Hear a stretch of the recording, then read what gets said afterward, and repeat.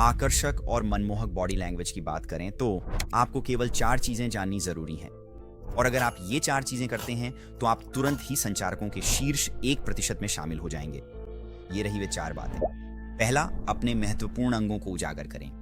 हम स्वाभाविक रूप से खुद को बचाने के लिए हरकत में आ जाते हैं जब हमें कोई खतरा महसूस होता है। समस्या यह है कि हम रक्षात्मक मुद्रा में तब भी आ सकते हैं जब हम शारीरिक खतरे में नहीं होते। हम बस सामाजिक असहजता का अनुभव कर रहे होते हैं। और ऐसी परिस्थितियों में हम अपने चेहरे को हाथों से ढक सकते हैं या खुद को सिकोड़ सकते हैं ताकि अपने गले, छाती, भीतरी बाजुओं और कमर की रक्षा कर सकें। वह चीज जिसने मुझे वास्तव में आकर्षित किया और हमेशा करती रही है वह हैं लोग। पहले मुझे ये कहने दीजिए, मैं लोकतांत्रिक प्रक्रिया और उसकी अखंडता की रक्षा को लेकर गहराई से चिंतित हूं। यह प्रतिक्रिया कठिन होती है क्योंकि यह न केवल हमें अजीब दिखाती है बल्कि हमें और अधिक डर भी महसूस कराती है। इसका समाधान है कि आप अपने महत्वपूर्ण हिस्सों को उजागर करें। इसका मतलब है अपनी बाहें खोलना, छाती को खोलना, ठुड्डी को ऊपर उठाना और अपनी हथेलियों व बाहों को बाहर की ओर घुमाना। आप इसे और भी आगे ले जा सकते हैं और ऐसे बड़े इशारे कर सकते हैं जिससे आपकी बाहें आपके शरीर के किनारों से हट जाएं। वाह! और यह सब तुरंत आपको अधिक आत्मविश्वासी दिखने और महसूस कराने का प्रभाव डालेगा। और अगर आप वाकई इसे पूरी तरह अपनाना चाहते हैं तो आप जिन लोगों से बात कर रहे हैं उनके साथ और अधिक प्लेटोनिक स्पर्श शामिल कर सकते हैं।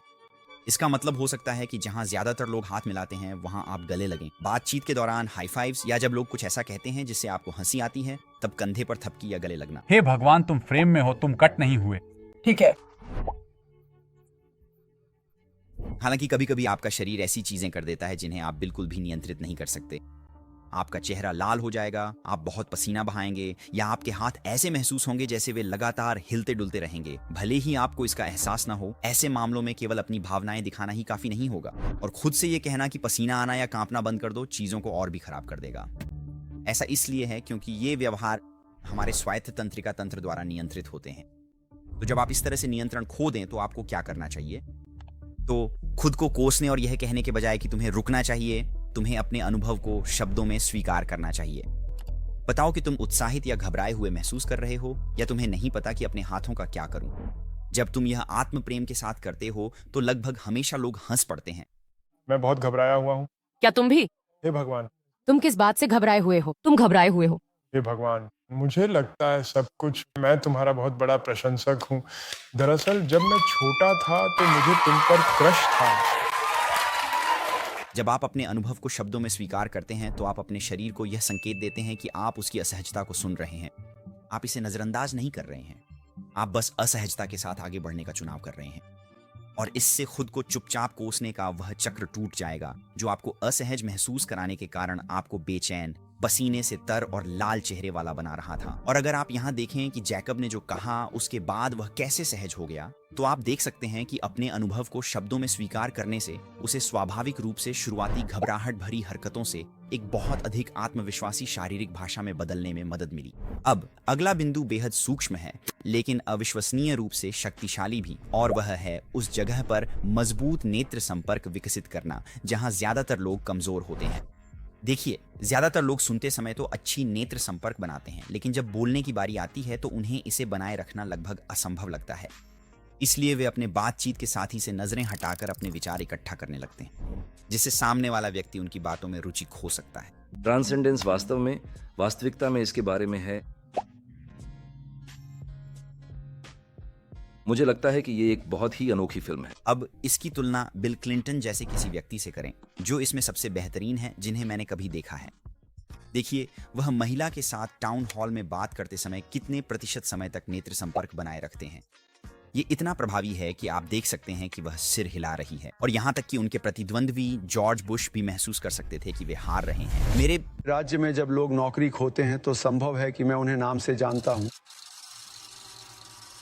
जिन लोगों ने अपनी नौकरी खो दी, अपनी आजीविका खो दी, अपनी स्वास्थ्य बीमा खो दी। पूरे उत्तर के दौरान क्लिंटन ने 92% समय नेत्र संपर्क बनाए रखा।